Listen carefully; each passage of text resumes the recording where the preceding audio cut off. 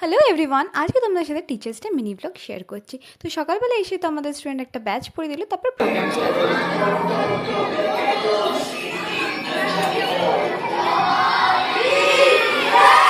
স্টুডেন্টসদের পারফরমেন্সের পরে তো টিচারদের জন্য ছিল একটা মিউজিক্যাল চেয়ার গেম। তো তারপরে সবাইকে বাই বাই করে আমি চলে গেলাম আমার বাড়িতে সন্ধ্যাবেলা যে স্টুডেন্টরা আসে তারা তো এত সুন্দর ডেকোরেশন করেছিল, এত সুন্দর অ্যারেঞ্জমেন্ট করেছিল। ওরা কিছু প্ল্যান করছিল অনেক দিন ধরে, আমি বুঝতে পারছিলাম, বাট এত সুন্দর যে সমস্ত কিছু প্ল্যান করবে আমি ভাবিনি।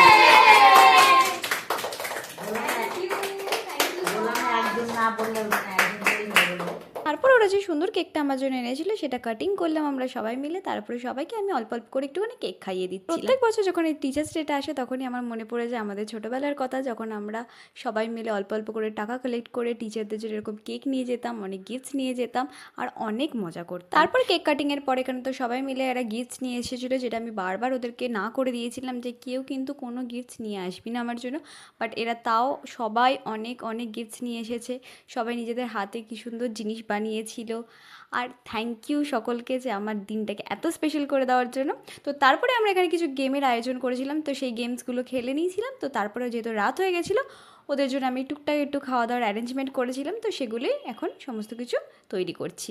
তো তারপরে ওরা যেহেতু আমাকে এত সুন্দর গিফট দিয়েছিল, তার জন্য ওদেরকে রিটার্ন গিফট হিসেবে এই চকলেটসগুলো দিয়েছিলাম। বাই।